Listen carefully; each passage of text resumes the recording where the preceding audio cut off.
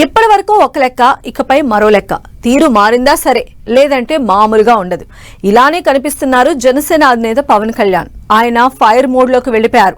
Deputy సీఎంగా బాధ్యతలు చూస్తూనే మరోవైపు పార్టీ మీద, ఎమ్మెల్యేల పనితీరు మీద ఫోకస్ పెడుతున్నారు. తప్పు చేసిన వాళ్ళకి క్లాసులు ఇస్తూనే తీరు మార్చుకోకపోతే వేటు తప్పదు అంటూ సంకేతాలు ఇస్తున్నారు. ఇంతకీ పవన్ ఎందుకు సీరియస్ మోడ్లోకి వచ్చారు? ఎమ్మెల్యేలకు ఎలాంటి వార్నింగ్స్ ఇస్తున్నారు?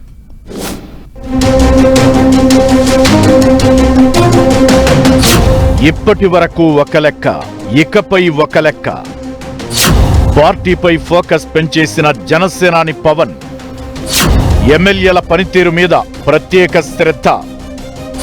పనితీరు బాగోలేని ఎమ్మెల్యేలకు క్లాసులు, తీరు మారకపోతే వేటు తప్పదని వార్నింగ్లు. ఎమ్మెల్యేలకు పవన్ చేస్తున్న హెచ్చరికలేంటి?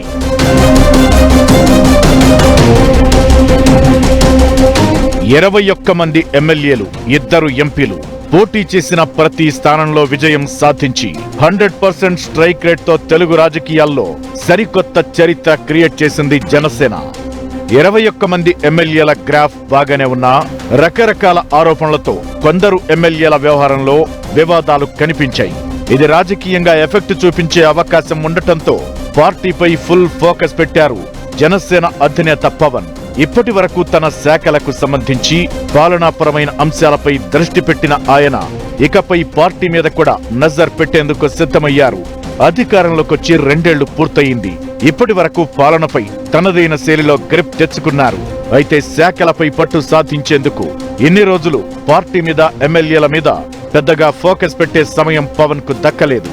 అయితే ఇప్పటి వరకు ఒక లెక్క, ఇకపై ఒక లెక్క అన్నట్లు పార్టీ నిర్మాణం, నేతల తీరుపై దృష్టి సారించేందుకు పవన్ సమయం కేటాయిస్తున్నారు.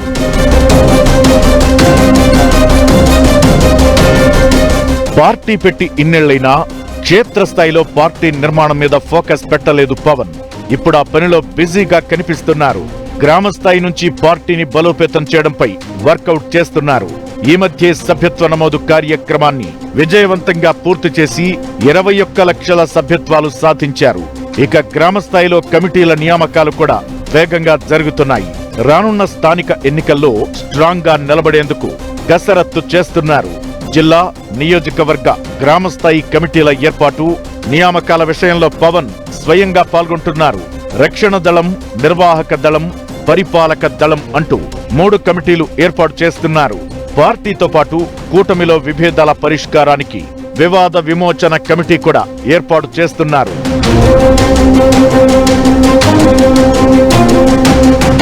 ఓవైపు పార్టీ నిర్మాణంపై ఫోకస్ పెంచుతూనే మరోవైపు నేతల తీరుపై కూడా పవన్ సీరియస్ యాక్షన్ తీసుకుంటున్నారు. నాయకుల వ్యక్తిగత అవినీతి ఆరోపణలపై ఫోకస్ పెట్టారు. వాటిలో నిజం ఎంత అనేది తెలుసుకునే ప్రయత్నం చేస్తూనే తప్పు చేసిన వాళ్లపై చర్యలు తీసుకుంటున్నారు.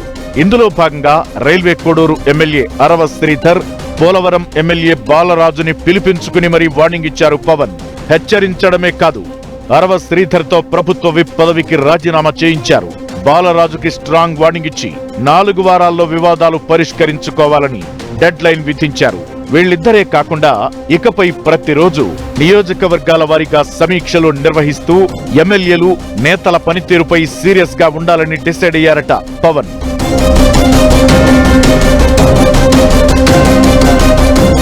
ఇకటు వచ్చే ఎన్నికల్లోనూ కూటమి కలిసే పోటీ చేస్తుందని ఇప్పటికే హింట్ ఇచ్చారు పవన్. అయితే ఈ విషయంలో క్షేత్రస్థాయిలో అసంతృప్తి ఉన్నమాట వాస్తవమేనని పవన్ కు నివేదిక కూడా వెళ్లిందనే ప్రచారం జరుగుతోంది. దీంతో యువకులు, అభిమానులు, గ్రౌండ్ లెవెల్ కార్యకర్తలను సంతృప్తి పరిచేలా పర్యటనలు చేపడుతున్నారు పవన్. ఇలా ఒకవైపు టూర్లు చేస్తూనే మరోవైపు పార్టీలో ఆరోపణలు, వివాదాలు ఎదుర్కొంటున్న నాయకులకు క్లాసులు తీసుకుంటూ వార్నింగ్లిస్తూ సీరియస్ మోడ్ లో కనిపిస్తున్నారు పవన్. పార్టీకి తన మార్క్ రిపేర్లు చేస్తున్నారు. ఓవరాల్ గా పార్టీ మీద పవన్ ఫోకస్ పెట్టడంతో క్యాడర్ చాలా హ్యాపీగా ఫీల్ అవుతోందట. మరి సేనాని నుంచి రాబోయే రోజుల్లో ఎలాంటి నిర్ణయాలు ఉంటాయో చూడాలి మరి.